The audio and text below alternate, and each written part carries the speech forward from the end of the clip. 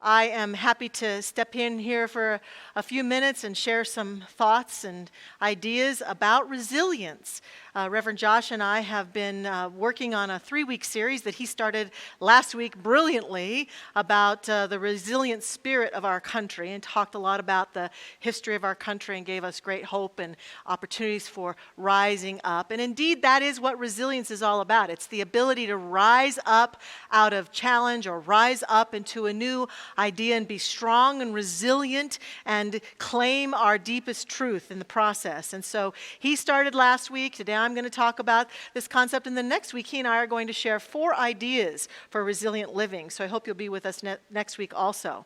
Today we're talking about a concept in our teaching that I think, when we put it into practice, can bring us great resilience. Neil Donald Walsh spoke of it. Our music has spoken of it. Dr. Patty prayed about it. It is a concept that, if you break it down, isn't much different than what we talk about pretty much every week when we come together, or in every class or event or activity here at Mile High Church, but it's an important one. And it has to do with a concept that our founder Ernest Holmes created called Spiritual Self-Reliance. Today I want to talk about developing spiritual self-reliance. Now, that concept, self-reliance, might seem rather familiar to many of you, especially if you've studied Ernest Holmes and our teaching, because the wonderful author and transcendentalist and speaker, Waldo Emerson, who penned a number of amazing essays back in the day. Indeed, he was alive from 1803 to 1882 and wrote most of his most profound work in the mid-1800s, and wrote a lot about slavery, as a whole book of essays about how he was against slavery and how slavery was against the notion of the spiritual teachings, and wrote all sorts of essays to empower people. And his most famous essay, one could say or argue, is his essay on self-reliance. In this essay, Emerson argues things that we talk about pretty powerfully and prevalently here in this day and age. It has to do, self-reliance, he says, has to do with the willingness and the ability to rely upon ourself, not our small self, ego self, fear-based self, but upon the deepened self that we are at the core of our being to guide us, the self that we could call the higher self, the self that we could call the authentic self. And this essay was a call to people to stand up for what they believed in, to stand up for their own truths, to speak their words and be authentic, their authentic self. And it also talked a lot about nonconformity, and about how much people were working so hard in his mind in society, American society at that time, to conform to standards of properness and ideas that made them inauthentic. And he talked about being so self-reliant that we even were willing to throw out concepts about consistency, that if you were in your 20s and you stood boldly for something, and then as you grew and evolved, you stood for something else, to surrender those old ideas and be authentic, even though you might appear to those outside of you to be inconsistent. He valued that we could grow and evolve and change our minds. And indeed, he said, consistency is the hobgoblin of little minds. He wanted to encourage people to grow and evolve. In his essay, he says, I must be myself. I cannot break myself any longer for you or you. If you can love me for what I am, we shall be happier. If you cannot, I will still seek to deserve that you should. I must be myself. And so this is a huge part of Emerson's work.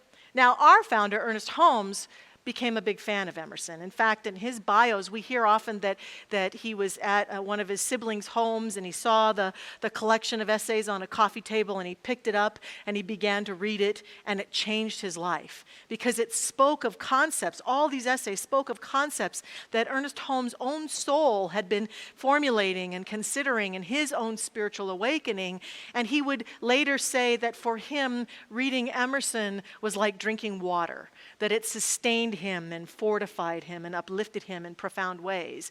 So I suspect, given that Holmes was such a fan of Emerson's, it's not too surprising that he would develop a concept, a key concept that he wrote about and spoke about occasionally, not often, but occasionally, especially in his early years, that included the phrase self-reliance. But he added a word to it, spiritual self-reliance. Probably is an indication of clarification that we're talking about the higher self, as I was saying earlier.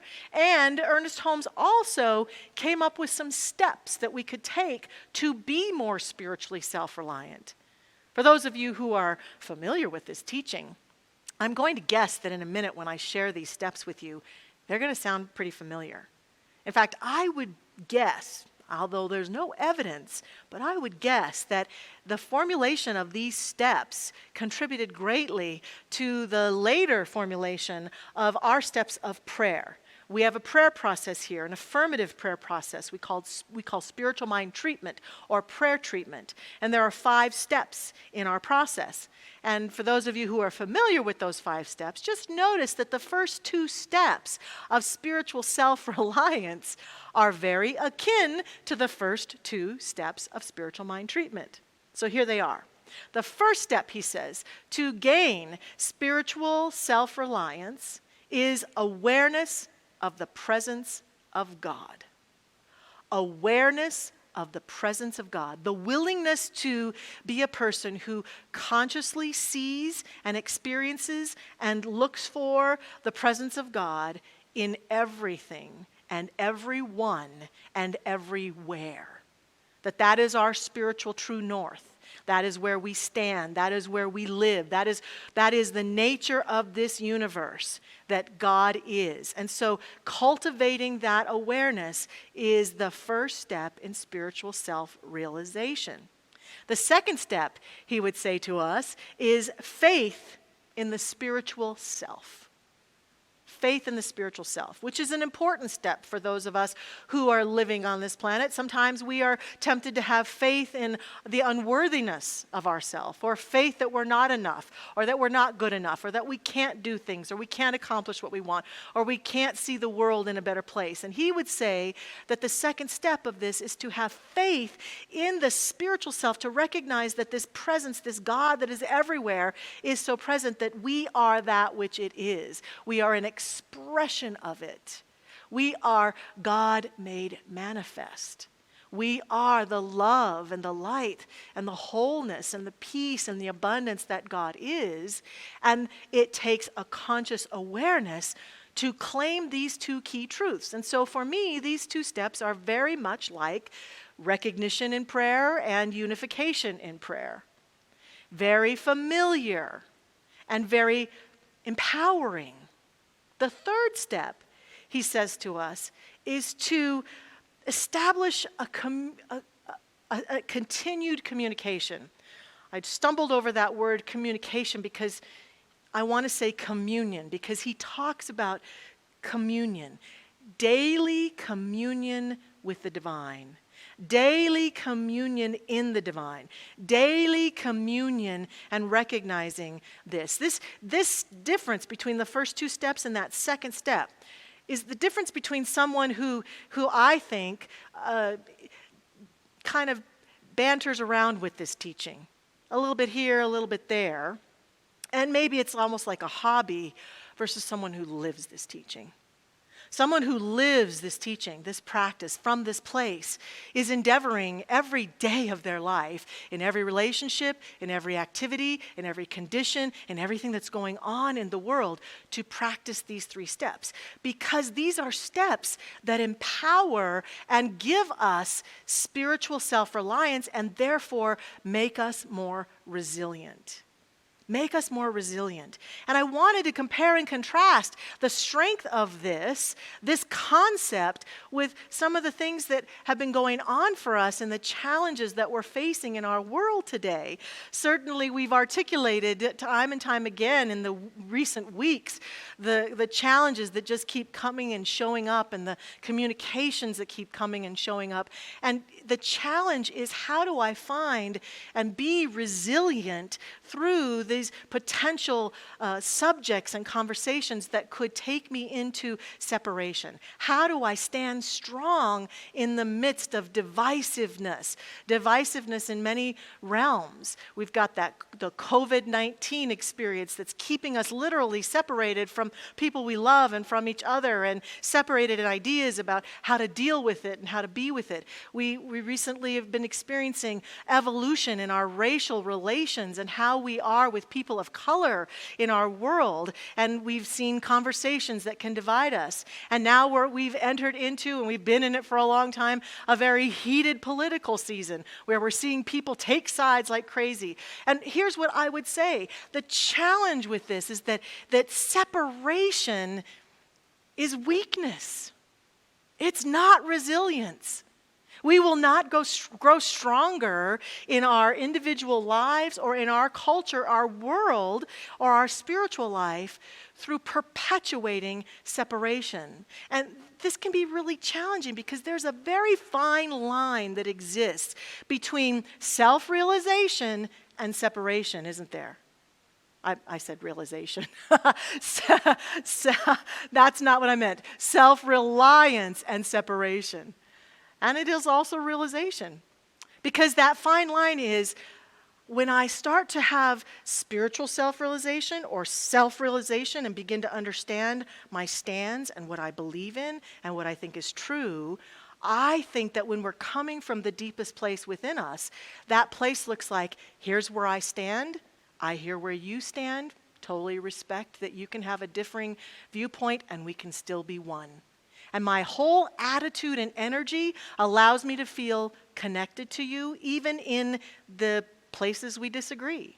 Whereas absolute separation, that line is, here's where I stand, and if you don't agree with me, you're wrong. You're bad. You're horrible. You're off base. I'm going to judge you. I'm going to attack you in my mind at the very least, and even with my words or on social media. There's a fine line there, and many people confuse these two places and think that sometimes when they're practicing this place of judgment and disconnect, that they're actually practicing self-reliance, because after all, they're being themselves and they're being authentic to themselves.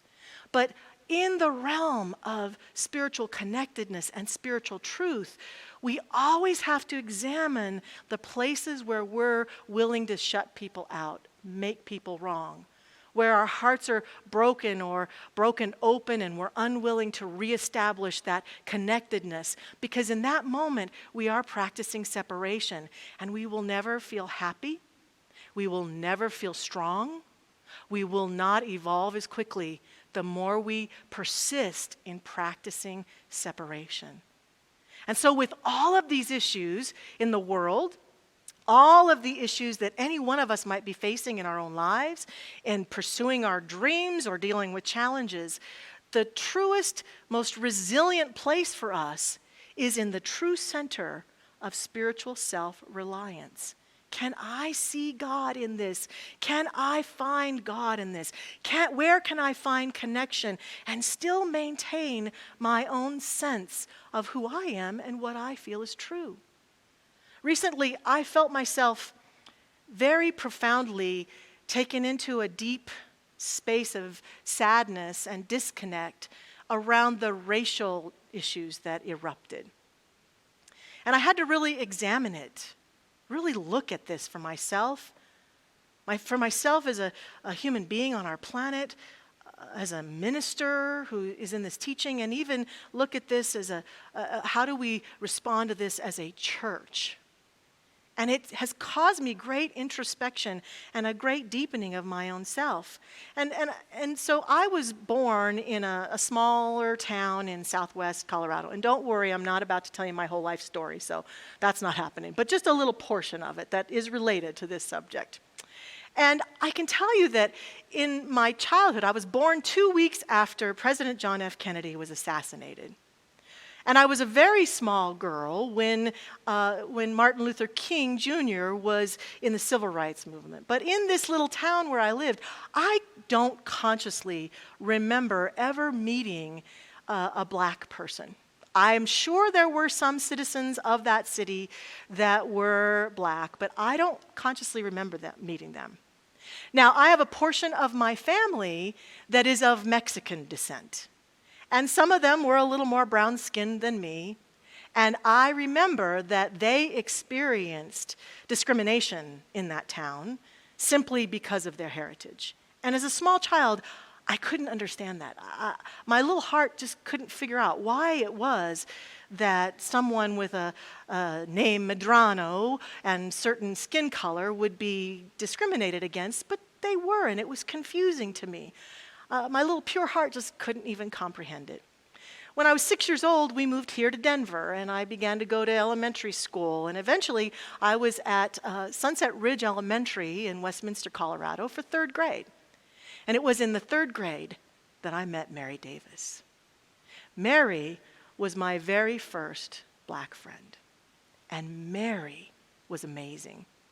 I thought when I met Mary for the first time and saw her beautiful dark skin and her amazing smile and her sense of humor and her bright eyes, and she was from the South, so she had an accent, which was very different than me.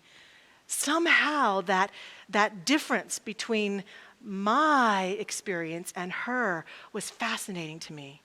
And I literally thought she was the most beautiful being I had ever laid my eyes on. And she and I had so much fun in school together, laughing and growing and learning and becoming friends and learning about her family and her learning about my family. We were very close. And when I moved away and moved to the other end of town, that's when I lost track of Mary. Because back then, we didn't have cell phones or Facebook or things like that. And we weren't big on little 4th and 5th graders calling each other on the phone all the time, even though we were girls. We did not do that. And so I lost track of Mary. But then it was, as I got into those older grades, that I learned the history of Mary's ancestors. My heart was broken open as I thought about my beautiful friend and thought, her ancestors were forced to come to this country, put into slavery against their will? How could this be? And then I was even more shocked as I realized that as a small child, Martin Luther King and the civil rights movement was happening, and I didn't know anything about it. I didn't watch much TV back then other than Batman and Sesame Street and Mr. Rogers. Those were my go-to shows, a few cartoons here and there. And my family didn't talk much about it that I recall. And so learning about the civil rights movement and the fight for our black citizens to have greater freedoms, I had no clue. And when I learned that, it touched my heart deeply too. I was shocked that this had been going on all the while in my country, and I had no clue. And I became a fierce advocate for the equal rights of everyone, and especially when I came into this teaching that is rooted in the equality of all beings, that all beings are God, that we either live that and believe that or we don't, and I do. And so this teaching helped me see the beauty of this. And I began to believe, as many of us did, that we were farther along in our evolution around race relations. I began to believe that my friends and all of the citizens of our country had greater freedoms. And then recently, we've been confronted with that may not be so true. And we've been confronted with the idea that we individually and collectively need to take a look at the systems that are present in our world and our country that continue to not allow absolute freedom and equality for all of our citizens. And so this became important for me to look at. I began to read and watch videos and talk with my friends of all races and talk about these issues. I have felt so nurtured and supported by the talks of my colleagues and the prayers and the conversations that we're having here at Mile High Church. And I realized that I had to practice spiritual self-reliance and take these issues into the depth of my spiritual practice in order to get greater clarity. And the clarity that I still have and that I still stand with and that we stand with is in partnership with all beings everywhere, of all gender identity, of all races, of all socioeconomic backgrounds, of all spiritual backgrounds. We stand with and we see that no matter who anyone is, God is who they are. And we will continue to stand for that and speak to that. And here's where it gets kind of messy sometimes. It has with other issues, and it has with this issue, and it does with a number of the issues we're faced right now, is that people who will hear us take that spiritual stand will say, well, you're being too political. That's too political. And we recognize and acknowledge that some of these issues have been politicized. With regards to race relations right now, there's an organization that some people support and some people don't, called Black Lives Matter. And as a church, we will never tell you how to vote. We will never bring a candidate here. We will never take a stand for one political party. And we will never tell you whether or not you should support some political company or association. But I can tell you that from that high place of spirituality, that phrase, Black Lives Matter, all Black Lives Matter, is squarely in the center of God is all, in all, through all, as all, and we will stand for that. We will continue to evolve and grow. And that is an example for each one of us of when life can get messy and difficult, and we can be unsure, and we can be tempted into divisiveness. Don't fall for it. Don't fall for it. Fall for love. Fall for oneness. Stand for truth. Stand for health.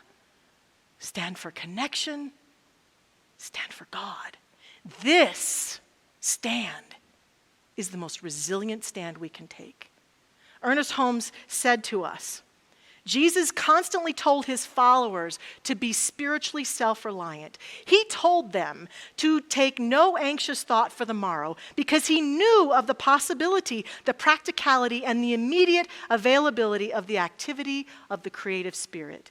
Now, in telling us to take no anxious thought for tomorrow, Jesus did not mean that we are to act in an irresponsible, unintelligent, or chaotic manner. He meant that we are to live this day purposely, actively, creatively, in the calm confidence that such activity will be continued on the morrow and that our faith will make our tomorrows blessed. And because we can rely thoroughly and completely on the availability of the Spirit of God, no problem, no difficulty, no emergency can ever be greater than the power of God on which we may completely rely. I'm inviting us to take this or any issue that has broken open our heart, as it has mine, into our prayer life. To consider the questions that Neil Donald Walsh gave to us today about who am I in this? Who do I choose to be? How do I choose to show up? And to take a loving stand for what you believe to be true about God in you, as I will do that for myself, and as all of us must do. In love and respect, even to those who are listening to me right now who may not agree. I hear you, I see you, I love you. We stand together. Together we shall rise in resilience.